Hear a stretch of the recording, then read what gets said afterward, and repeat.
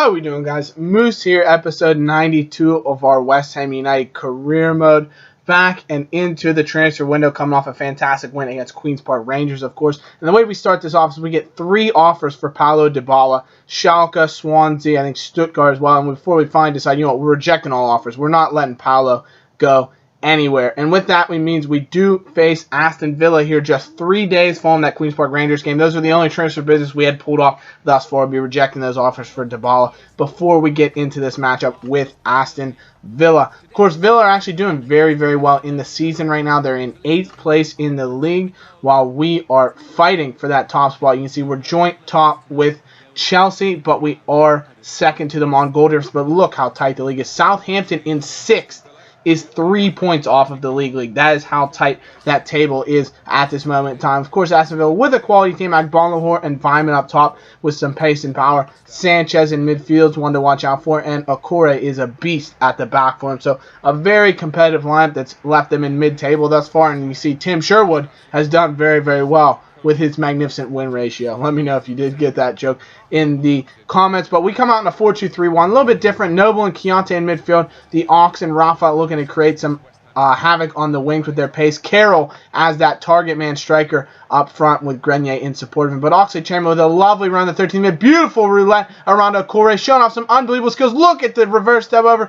And finally, it's an unbelievable tackle by Hurd to keep out the Ox. After he made an unbelievable run. Grenier with a fantastic strike that does go off the post later in the first half. Another good chance here as Grenier gets on the ball yet again, showing some lovely close control. Look at that back heel into Mark Noble. Out wide to Carl Jenkinson. Looks to swing across in for the head of Andy Carroll. And Carroll misses. He misses the ball. I can't believe he's missed the header, but Oxlade-Chamberlain again got on the ball. And Okore puts him on the floor. He puts Okore on the floor. Slow motion. Okore.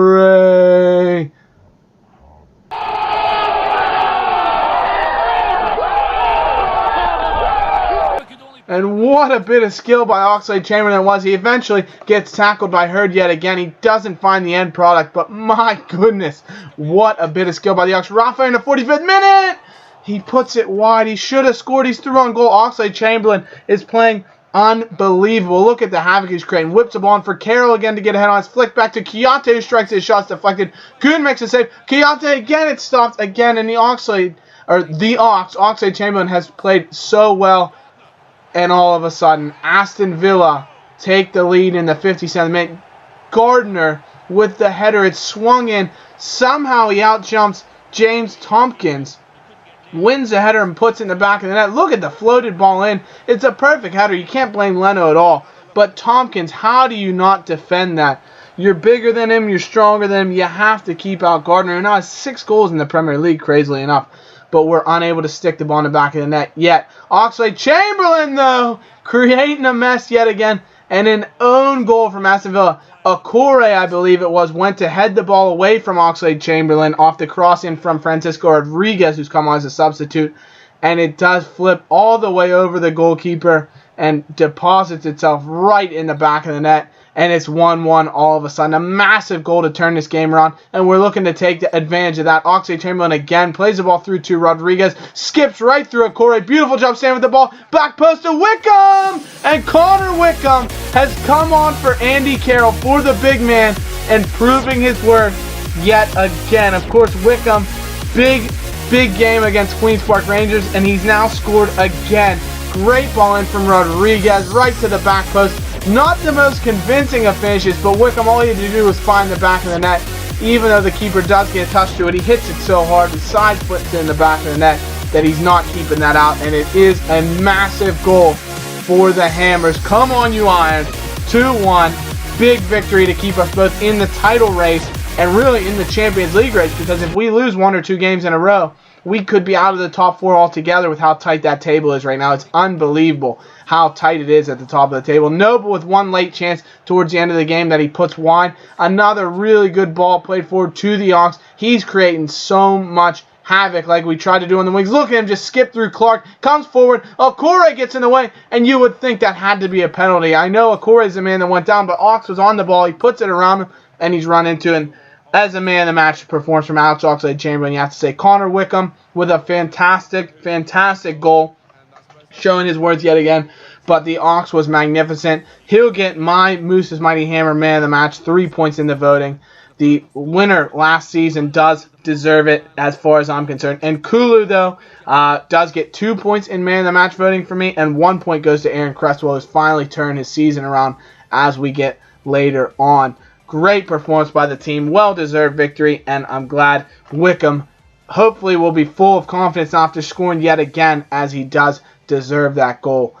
With how well he's been playing. So good to see him on the score sheet yet again, and it hopefully will bode well as we move into this transfer window that we'll be keeping him around, because that is what you guys voted for, was to keep Connor Wickham and sell Andy Carroll. So we will see that the board has come out and said, we want to inform you that despite the concern around the performance of the club, we want you to be at the helm. So they're backing me, which is fantastic. But what concern? We're in the knockout stages of the league. We're joint top of the league right now with Chelsea. I mean, City's just behind us, but we're joint top of the league.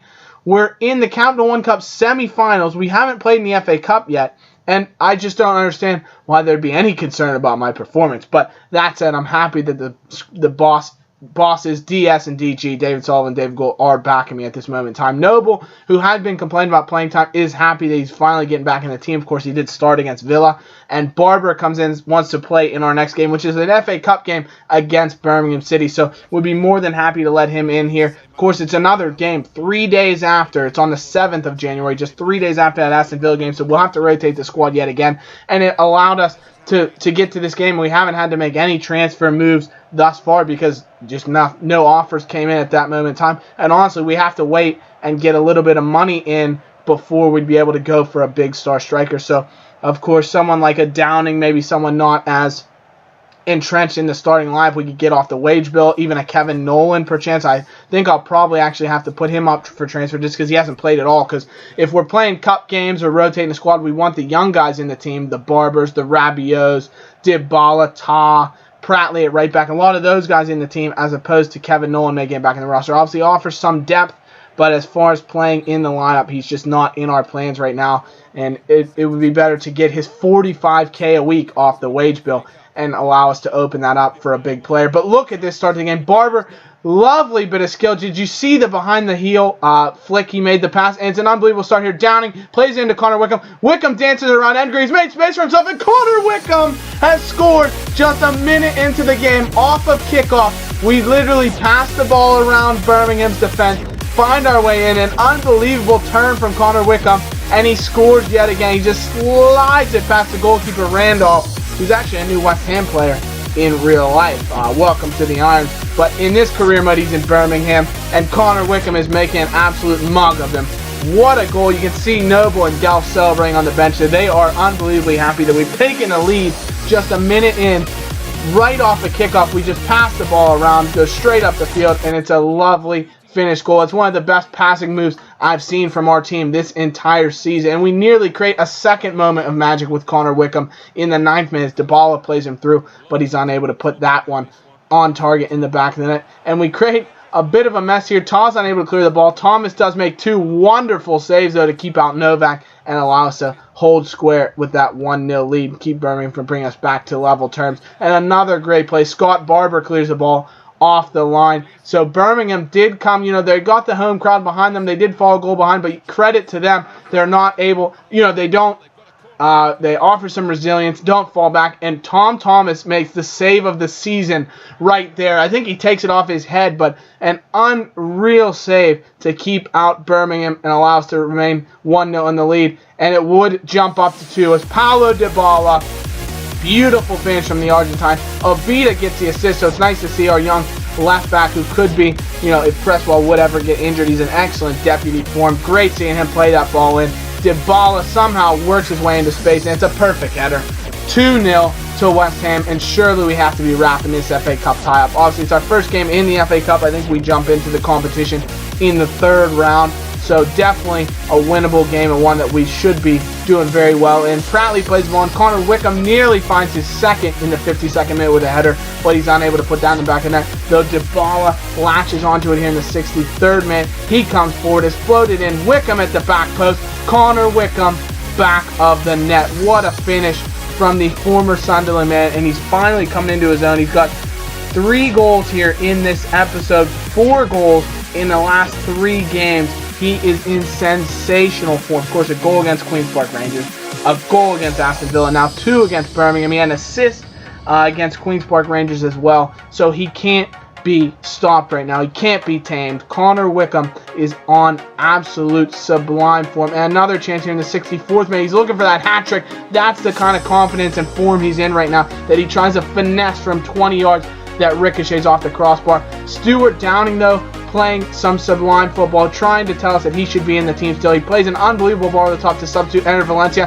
And Thiago, our scout of future star, finds the back of the net for the first time since last season. What a goal from the Portuguese. He's clearly been under the tutelage of his compatriot Rafa, as that is a wonderful finish. Valencia plays the ball in. It's a sliding finish. Randolph gets a piece of it, but it's in the back of the net regardless. Unbelievable finish from Thiago. And it's 4-0 to West Ham.